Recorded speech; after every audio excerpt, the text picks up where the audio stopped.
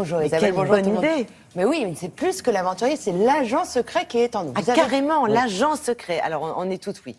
Alors, vous avez 2 heures devant vous, une belle soirée en perspective. L'idée, c'est de venir en groupe. C'est un jeu indoor, c'est un concept français, Cocorico. C'est le seul au monde. Il en existe maintenant à peu près 4 en France et en Belgique. C'est donc l'idée, c'est de venir en famille ou entre amis et de jouer entre le Fort Boyard et le Mission Impossible à l'agent secret. On enfile la combi, on joue des jambes, on joue de la tête, et ça fait une soirée qui mêle, du coup, épreuve sportive et épreuve intellectuelle.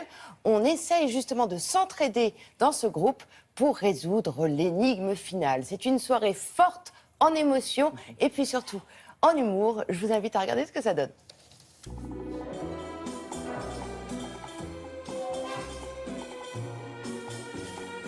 Bonjour, c'est votre première fois chez nous? Oui. Ok, avec ces transpondeurs, vous allez devoir, tout au long du jeu, badger sur des électrospots. Vous allez croiser partout dans le jeu. Ici, c'est un grand jeu d'aventure dans un parc de 6000 m² complètement indoor.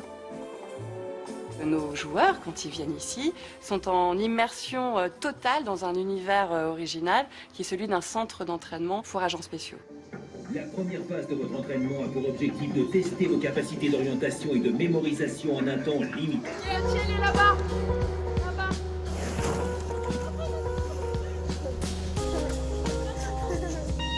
Tout au long de cette mission, qui dure à peu près 2 heures, on va récolter des indices, traverser des épreuves physiques, des épreuves de réflexion, pour à la fin essayer de résoudre une énigme finale et devenir ou pas une équipe d'élite. On met en avant des valeurs qui sont extrêmement positives. L'esprit d'entraide, la cohésion d'équipe, mais pas que ça aussi. Il y a une notion de dépassement de soi, de goût du challenge.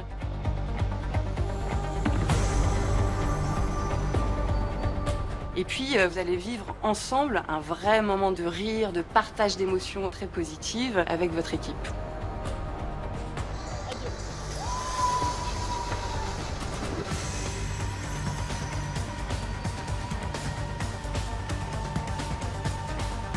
Ce qui va plaire particulièrement aux joueurs, c'est de jouer sur la complémentarité des aptitudes de chacun. Certains vont se sentir beaucoup plus à l'aise dans des épreuves physiques, alors que d'autres vont se sentir plus à l'aise dans des épreuves de réflexion. Et c'est la complémentarité des aptitudes de chacun qui vont faire qu'ils vont réussir la mission et devenir ou pas une équipe d'élite. C'était trop cool, on était à 12 mètres de haut et on a eu très très peur. On a passé un super moment entre amis, donc c'était top, c'était génial. Et pourquoi pas le revivre prochainement Avec grand plaisir.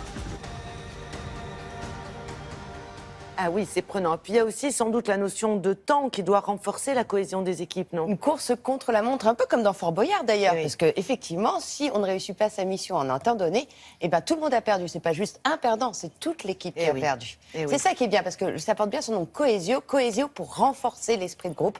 Et je trouve que c'est une belle valeur dans un jeu donc Cocorico français, parce que le Alors, créateur. qui l'a inventé, justement? Il s'appelle Benoît Delgrange et Bertrand Delgrange. Et donc, c'est un concept unique au monde. Et ce qui est marrant, c'est que c'est un inventeur de père en fils. Et son grand-père, lui-même, Hubert Parent, avait inventé le premier jeu qui existe en France et qui est toujours d'ailleurs en activité, qui s'appelle d'ailleurs Bagatelle, le parc Bagatelle, qui est à côté du Touquet.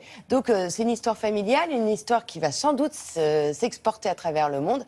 Et puis surtout, c'est français. Voilà. Voilà. Écoutez, ça fait du bien, ça. Oui. Voilà, un bon petit cocorico à cette heure-là, ça met en forme.